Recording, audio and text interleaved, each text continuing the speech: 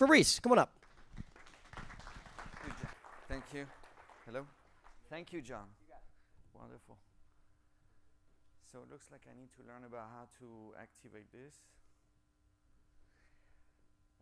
Hi everyone, I'm Fabrice, Head of Strategy and Partnerships with IntentIQ. A quick show of hands, who has noticed Safari has deprecated third-party cookies? Okay. Anyone thinks it's hard to measure outcomes in CTV? Show of hands. Okay, there's a few people. All right.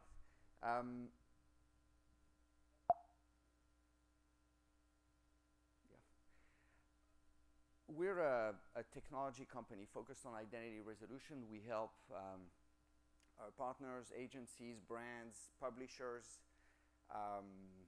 make the most of cookieless environments in terms of targeting, measurement, attribution. Our focus is on data. We don't buy media. Our focus is on data, on identity, and on software applications to help provide a privacy-preserving path to cookieless at scale.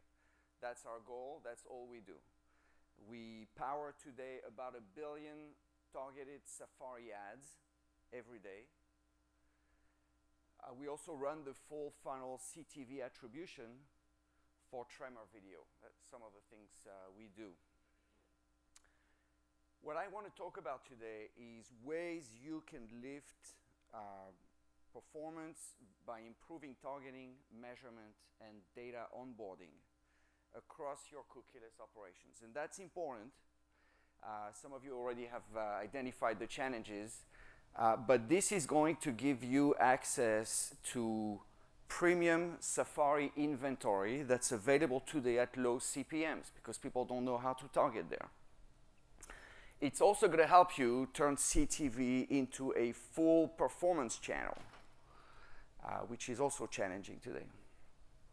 And hopefully I'm going to help you remove a little bit of the mystery out of the cookieless world.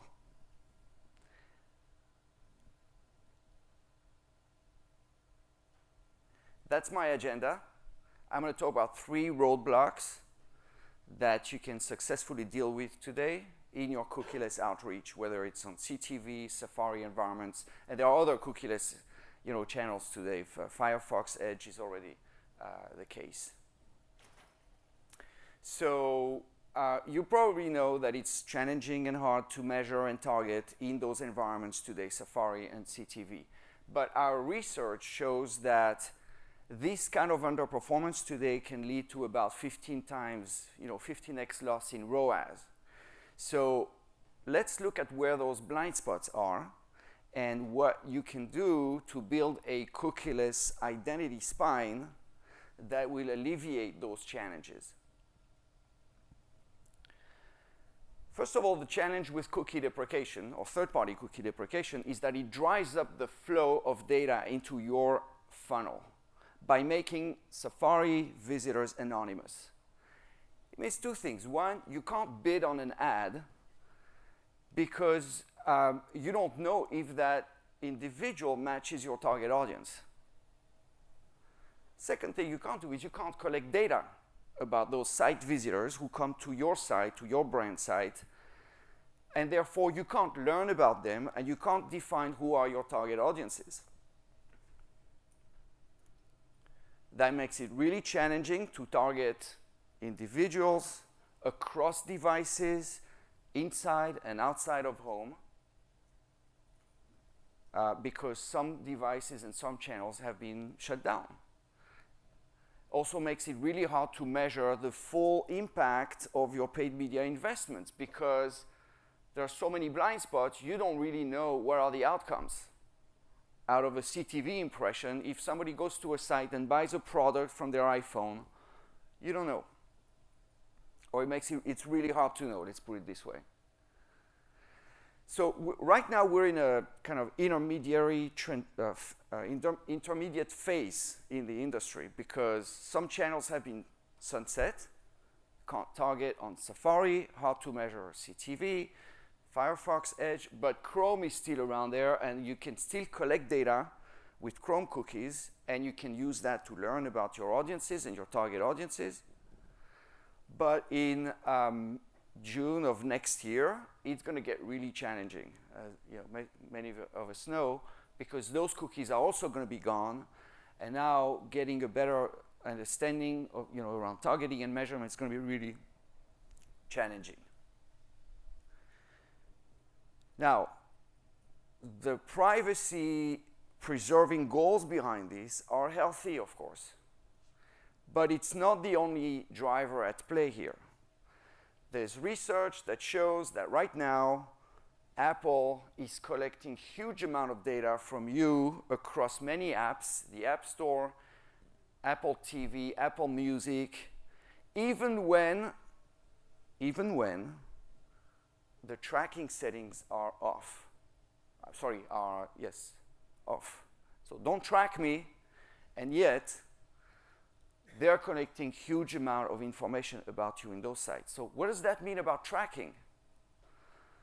If one company owns all these apps, it's not tracking.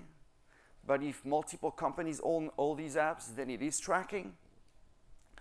I'm not sure a lot of people are going to agree to that definition, which is why my recommendation is not a good idea right now to rely on the big tech agenda for your cookieless transition. Now, there are ways you can easily onboard a cookieless identity spine. That's some of the stuff we do, disclaimer.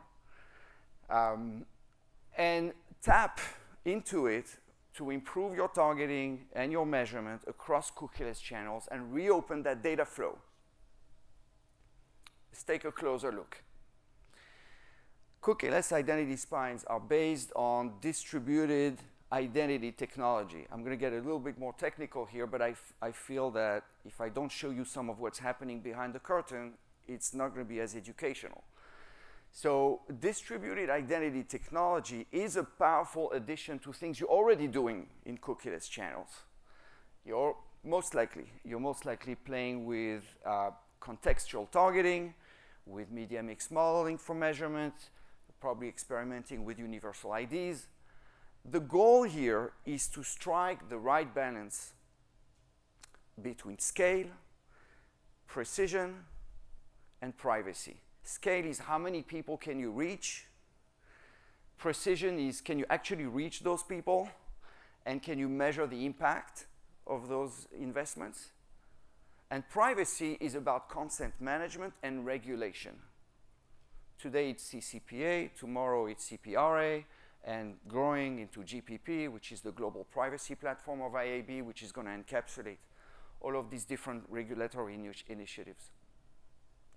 So distributed identity technology, I'm going to describe this in a little more detail, recognize that you can identify an individual in an anonymous way by assembling first-party cookies that are dropped across sites and apps. I'm going to say it again. Distributed identity technology recognizes that you can identify an individual in an anonymous way by assembling first-party cookies and IDs across sites and apps. On top of that, distributed identity technology builds a linkage map of all these individuals' devices, browsers, and households in real time, and combines it with IDs for activation across pretty much any demand platform.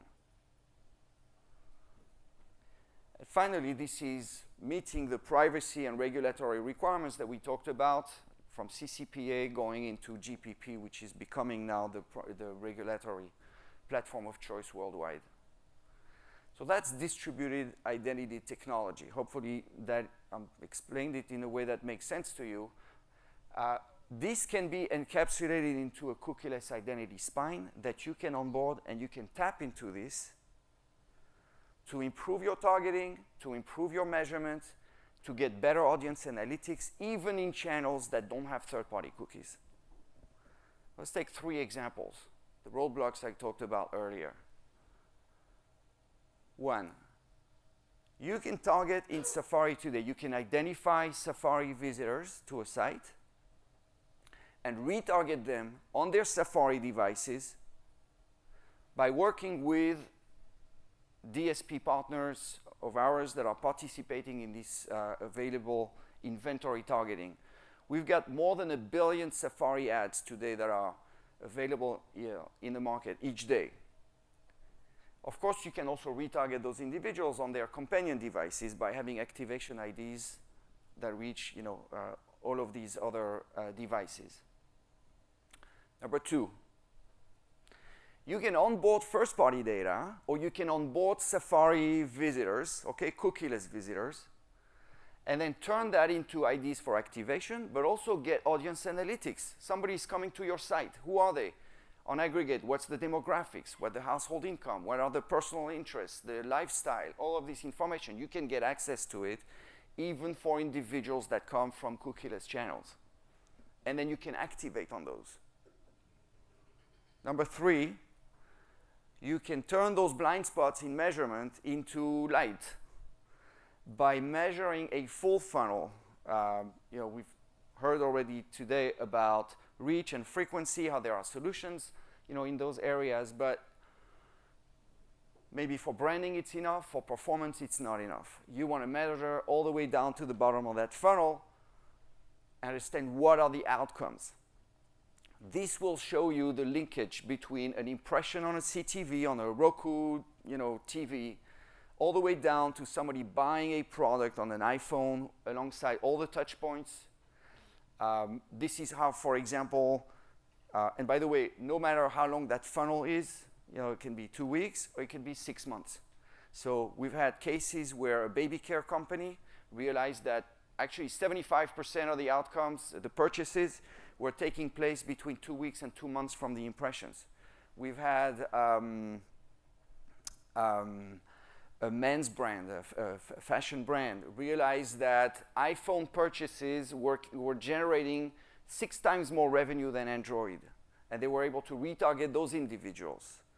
So all of this, we had a golf brand also we were working with who was able to validate that they were actually activating and buying the right audience on their DSP platform by looking at the audience analytics of the converters, those who buy.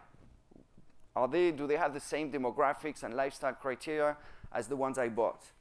All of these are things you can do with this kind of toolkit. So I've covered a lot of ground, and I'm done here. John, I hope that's okay with my timing. If I can leave you with 3 messages here. One is, I would say, it's no time to put your cookieless strategy in the hands of big tech. Privacy is great, but there are other things at play here. Highly recommend that you take those things into control and you look for ways to equip yourselves with toolkits that you can easily onboard, experiment around those channels, because it's going to get much more challenging in a year from now. And 3, these kind of things are going to lift performance today. You will get access to low CPMs in Safari. You will improve performance in CTV. That's it. I'm done with this. Thank you. Any questions?